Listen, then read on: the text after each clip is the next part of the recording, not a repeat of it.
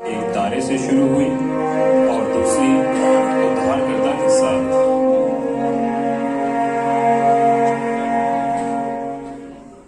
दूर पूरब में कुछ बुद्धिमान लोग एक तारे की खोज में थे ताकि उन्हें परमेश्वर तक पहुंचने का चिन्ह मिल सके।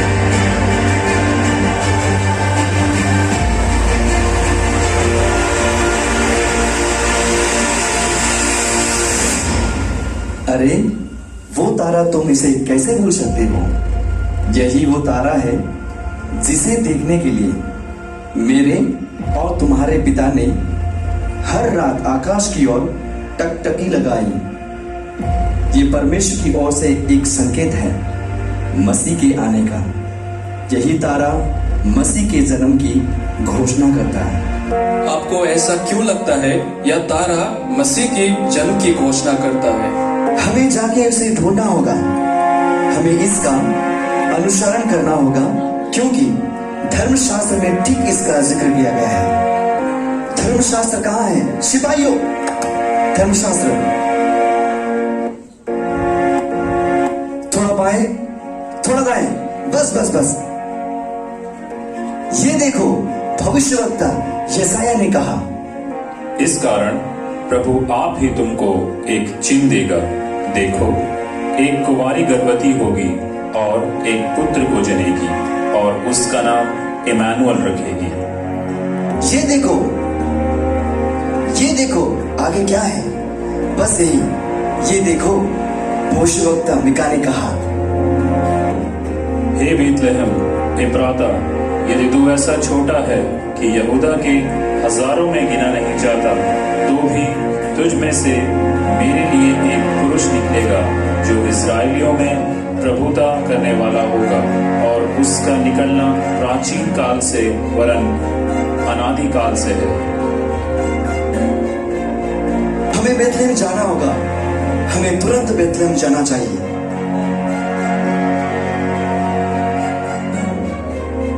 यही वो पल है जिसका इंतजार हम सब मूसा के समय से करते आ रहे हैं और यह ठीक यही है वो समय। जाना था बेतलेहम, पर बुद्धिमान लोग बालक यीशु की खोज में पहुंच गए यरूशलेम, हेरोद के दरबार में।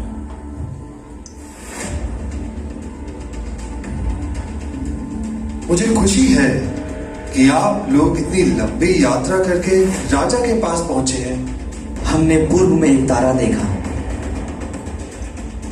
तारा, आपको क्या लगता है कि यहूदियों के इस कथित राजा का जन्म कहाँ होगा?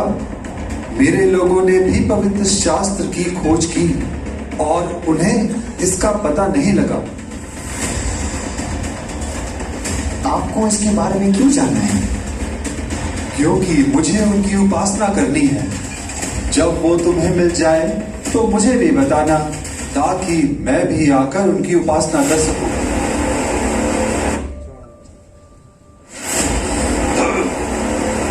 मैं राजा हूं, मैं ही राजा हूं।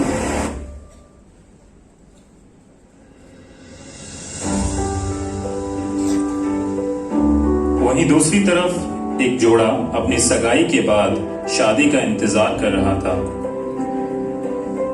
तब स्वर्गदूत ने मरियम से कहा,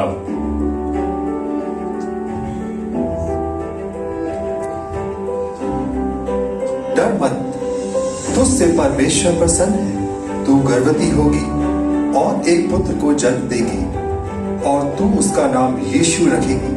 वह महान होगा और वह परम प्रधान का पुत्र कहलाएगा और प्रभु परमेश्वर उसे उसके पिता दाऊद का सिंहासन प्रदान करेगा और उसके राज्य का अंत कभी नहीं होगा।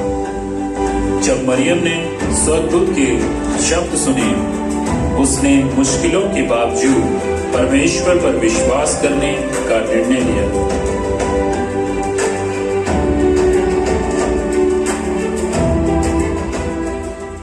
और वहीं यूसुफ ने मरियम को छोड़ने का मन बना लिया था, पर एक स्वर्गदूत ने यूसुफ से कहा, यूसुफ, दाऊद के पुत्र, मरियम को अपनी पत्नी के रूप में स्वीकारने से मत डर, क्योंकि उसके पेट में जो है वे पवित्र आत्मा से है।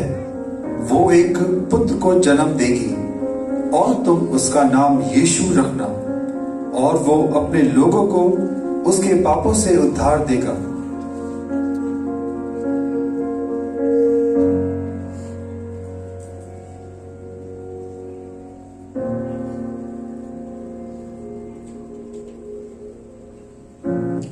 कई दिनों की यात्रा के बाद मरियम और यूसुफ आखिरकार बेतलहम पहुंचे, और मरियम भी बच्चे को जन्म देने के लिए तैयार थी, पर जनगणना की वजह से शहर में काफी भीड़ थी और उनके लिए कोई कमरा नहीं था।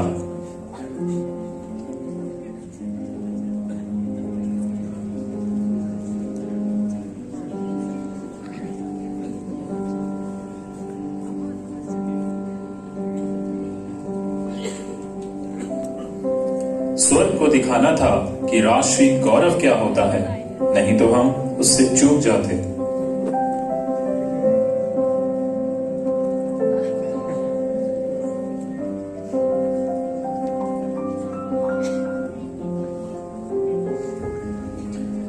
बुद्धिमान लोग उस तारे के पीछे पीछे चलते जा रहे थे, बस चलते जा रहे थे उस तारे के पीछे। जहां कोई रास्ता नहीं दिखता, वहां पर भी परमेश्वर मार्ग को दिखाता है। मैं वादा करता हूँ कि आप मुझे जहाँ कहीं भी ले जाए और मैं आपकी अगुवाई में चलूंगा।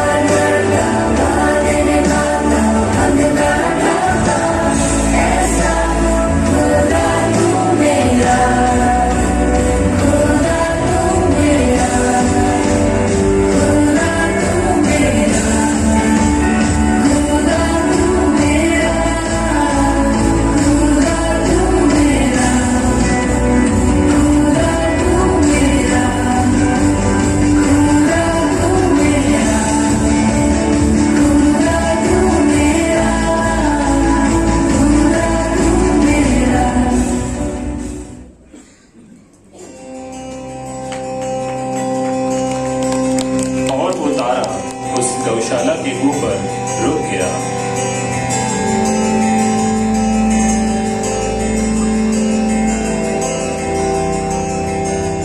उस तारे का पीछा करते हुए वो उस स्थान पर पहुंच गए जहां बालक यीशु थे।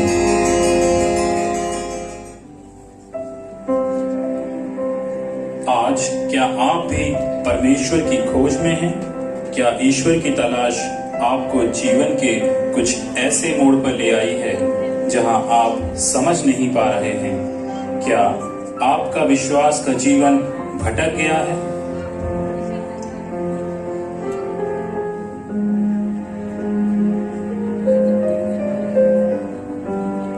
आइए एक ऐसा मार्ग का अनुसरण करें जो आपको परमेश्वर के पास ले जाएगी। यीशु ने कहा, मार्ग, सत्य और जीवन मैं ही हूँ, अल्फा ओमेगा, आदि और अंत, जो था, जो है और जो आने वाला है।